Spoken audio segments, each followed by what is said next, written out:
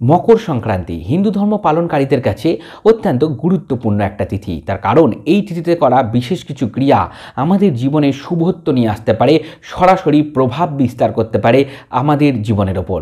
আমি আচার্য ঋত্বিক চক্রবর্তী, সহজ ভাষায় ধর্মকথায় আপনাদের সকলকে সুস্বাগতম।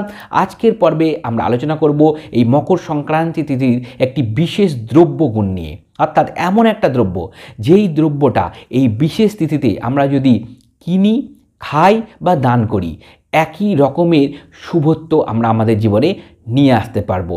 কি সেই দ্রব্য সেটা নিয়ে অবশ্যই আলোচনা করবো, কিন্তু তার আগে দর্শক বন্ধুরা, এখনও পর্যন্ত আপনারা আপনাদের এই প্রিয় চ্যানেল সহজ ভাষায় ধর্মকথাকে যদি সাবস্ক্রাইব না করে থাকেন তাহলে প্লিজ সাবস্ক্রাইব করুন এবং পাশে থাকা বেল বাটনটা অবশ্যই ক্লিক করে দিন, যাতে পরবর্তী ভিডিও নোটিফিকেশানগুলো আর মিস না হয়ে যায়।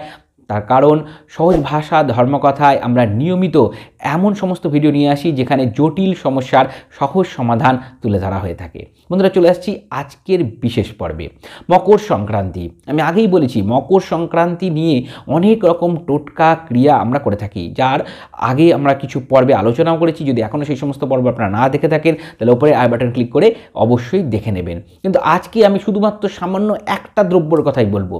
এই দ্রব্যটাই আপনারা কিনতে পারেন, যদি আপনাদের বাড়িতে থাকে তাহলে আপনারা অবশ্যই এদিন খাবেন এবং আপনারা এই দ্রব্যটাই কোনো মন্দিরে, ব্রাহ্মণকে বা গরিব মানুষকে দানও করতে পারেন। এই একটি দ্রব্যই আপনাদের অবশ্যই এদিন কিনে নিয়ে আসা উচিত, খাওয়া উচিত বা দান করা উচিত এই শুভ তিথিতে। তার কারণ এই দ্রব্যটাই আপনাদের জীবনের সুস্বাস্থ্য নিয়ে আসতে পারে।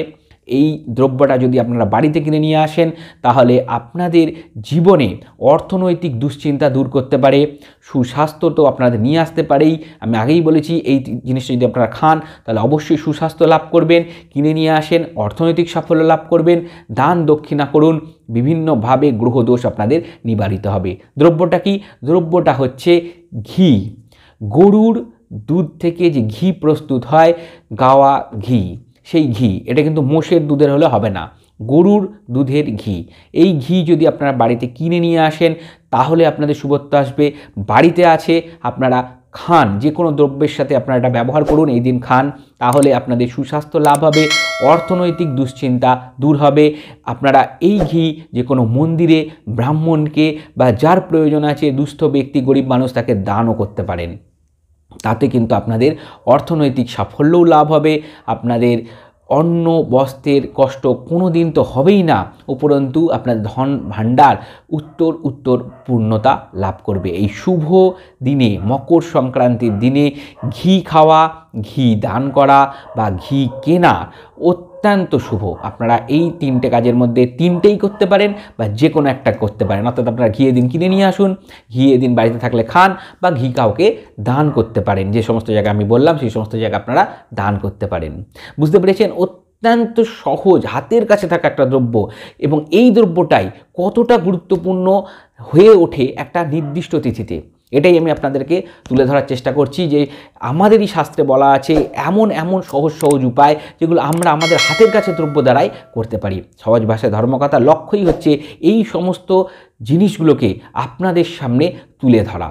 আশা করি পর্বটা আপনাদের ভালো লেগেছে। যদি ভালো লেগে থাকে অবশ্যই একটা লাইক দিয়ে আমাকে উৎসাহিত করুন। আর সহজ ভাষায় ধর্মকথা এরকম আরও পর্ব পেতে সহজ ভাষায় ধর্মকথাকে সাবস্ক্রাইব করুন, পাশে থাকা বেল বাটনটা ক্লিক করে দিন। আর আমাদের একটা ফেসবুক পেজ আছে সহজ ভাষায় ধর্মকথা, ওখানে একটা লাইক দিয়ে রাখুন। হিন্দু ধর্মশাস্ত্রের বিভিন্ন বিষয় ওখানে নিয়মিত আলোচনা হয়ে থাকে। সকলে ভালো থাকবেন, সুস্থ থাকবেন। দেখা হবে পরবর্তী পর্বে। মকর সংক্রান্তি শুভেচ্ছা অভিনন্দন সহ আজকের মতন বিদায় নিচ্ছি। নমস্কার।